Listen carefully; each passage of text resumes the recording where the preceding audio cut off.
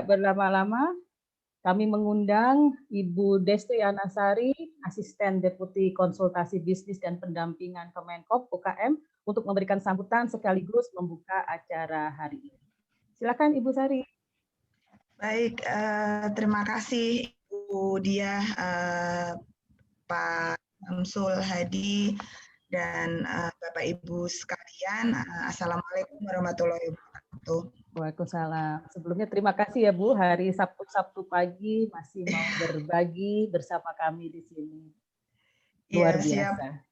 Iya, sebenarnya yang luar biasa Bapak Ibu sekalian, karena voluntary basis, tapi ada kode etik profesi, kemudian dedikasi untuk merah putih. Jadi kalau saya tidak ikut dalam golongan orang-orang hebat ini, saya yang merugi. Jadi terima kasih saya sudah diundang untuk bertemu dengan Bapak Ibu sekalian. Yang pertama memang profesi master mentor ini sangat penting ketika kita menyebut untuk menciptakan UMKM naik kelas. Memang yang dibutuhkan UMKM pendamping, yang selama ini mohon izin pemerintah malah belum sepenuhnya support untuk peningkatan kapasitas, kemudian melengkapi ekosistem pengembangan bisnis UKM juga. Jadi saya ingin berbagi beberapa inisiasi atau kebijakan yang mulai tahun ini akan pemerintah lakukan, dalam hal ini Kementerian Koperasi dan UKM. Boleh di slide selanjutnya. Nah, ini yang pemerintah ingin lakukan, bahwa kalau kita bicara UMKM disebut 99,9%, tetapi berkontribusi 60% sekian terhadap PDB. Sedangkan yang usaha besar 0,1 berkontribusi hampir 40%. Ini menunjukkan bahwa ada masalah kualitas di sini dari yang 99,9%. Dan salah satunya kita kaitkan dengan rasio kewenangan, berarti yang small business holder sama entrepreneur ini yang ingin kita tumbuhkan entrepreneurship-nya. Ketika mohon izin, suara jelas ya, di saya bouncing soalnya. Mudah-mudahan jelas. Di dalam upaya itu kami ingin memastikan bahwa hubungan setiap pengembangan usaha, sejak ide kemudian meningkatkan nilai tambahnya, kemudian akses ke bagaimana pasar dan permodalan juga standarisasi. Di situ pendamping, kita bicara konsultan, mentor dan sebagainya, selayaknya ada di sekitar ekosistem tersebut. Jadi tidak bisa dilepaskan.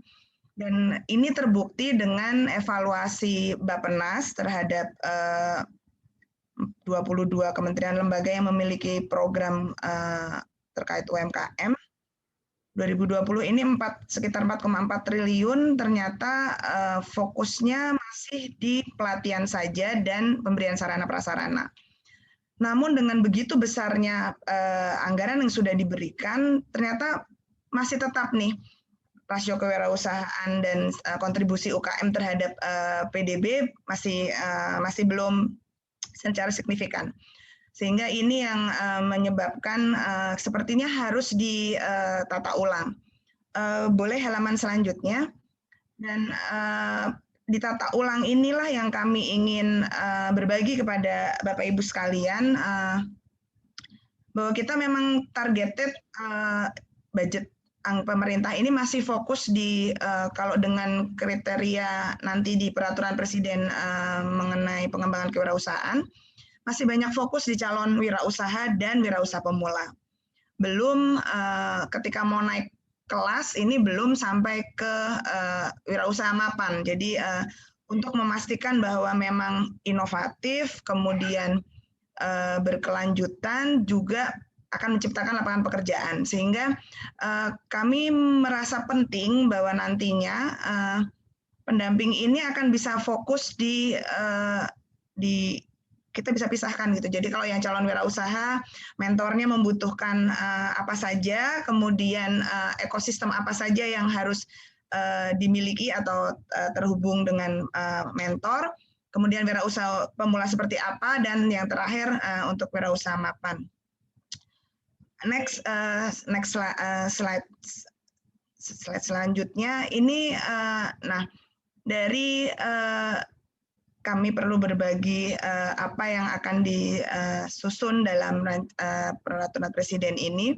Ini yang nantinya kami sudah berdiskusi awal dengan Pak Samsul dan kemarin ada Pak Cahyadi dari ABDSI, juga beberapa partner lain.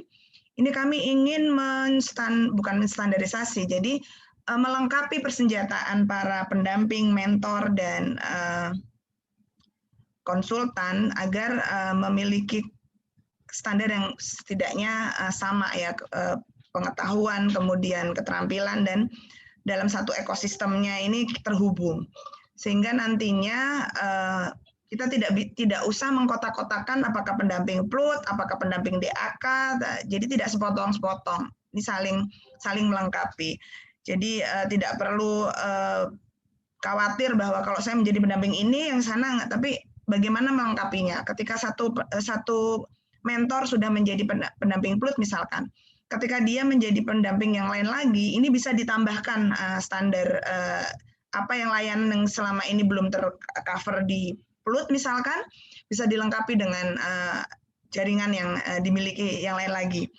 Nah, ini kami sangat menyambut baik tadi kalau ada 500 peserta, 452, mungkin kita bisa nanti scaling, bukan dibagi ya, tapi fokusnya di mana-mana nih. Kita memiliki master mentor di level apa saja. Dan kalau nanti ini berjalan, mungkin dulu sudah direncanakan nanti ada sistem voucher atau seperti apa.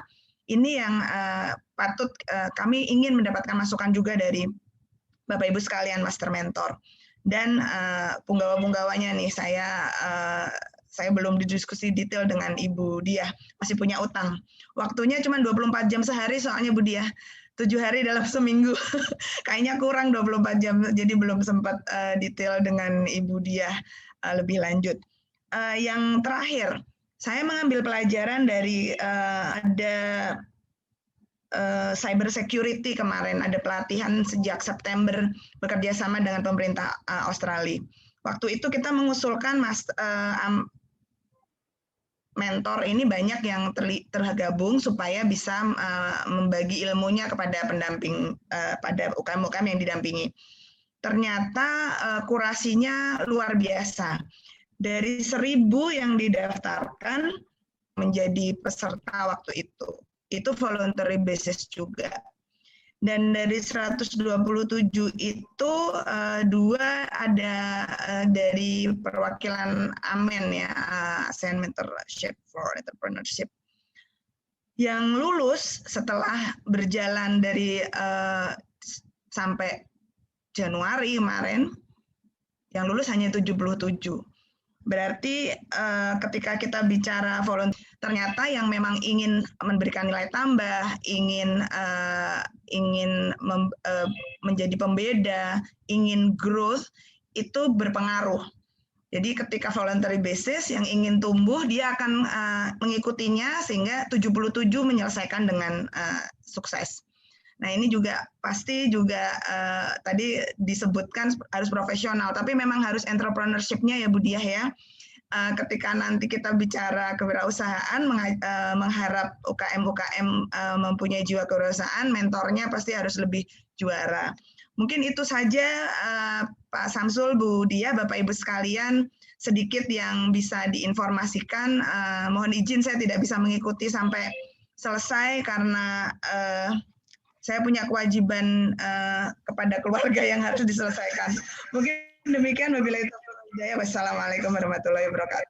Waalaikumsalam warahmatullahi wabarakatuh. Terima kasih Bu Sari. Tapi sebelum Bu Sari meninggalkan ruang ini, sebenarnya di paparan saya nanti, saya akan gambarkan bagaimana sebenarnya promisingnya Indonesia. Apalagi kemarin ya saya sudah share juga di Facebook, dari Global Entrepreneurship Monitor bahwa Indonesia adalah ranking pertama untuk kemudahan memulai usaha.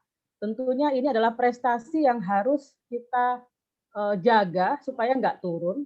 Tinggal bagaimana nantinya paparan saya nanti adalah sustainable entrepreneurship itu bisa terus kita lakukan. Nah, untuk wirausaha baru di paparan saya juga nanti akan saya sampaikan. Mulailah dengan start small, start now, tapi start right. Jadi jangan jangan sekedar ada momennya nih, yuk kita pokoknya apa aja lah. Enggak, jadi tetap start dengan benar itu tetap harus dilakukan di awal. Nah, inilah nanti akan saya bahas, nanti saya kasih ke Bu Sari nanti presentasinya supaya nanti juga bisa kita menjadi bahan diskusi ya Bu Sari ya, supaya 10.000 wirausaha baru ini nggak sekedar bertahan 1-3 tahun, tapi memang dia akan jadi sustain. Makanya mulainya harus dengan benar. Dan juga di seluruh dunia SMI memang sudah menjadi backbone. Jadi cukup membanggakan sebenarnya. Saya kemarin cukup surprise juga bagaimana Indonesia bisa menjadi nomor 1 ya, dan nomor 2 itu Belanda. Belanda belajar sama kita tuh, padahal dulu dia jajah kita ya. Belanda nomor 2 dan nomor 3 adalah Taiwan. Gitu. Walaupun kata researchernya, kata Bu Catherine, teman kami di ICSB, pada saat mensurvei orang Indonesia cukup generous gitu, cukup generous memberikan penilaian dari 12 parameter yang ada. Terus nggak apa-apa, pokoknya tapi sudah diakui oleh dunia. Ini yang harus kita jaga. Demikian Bu Sari, terima kasih banyak sekali lagi kehadirannya. Dengan demikian Ibu Sari sudah membuka ya, sudah dengan resmi membuka acara pagi ini. Terima kasih banyak. Dan sampai jumpa lagi. Mohon izin, terima kasih.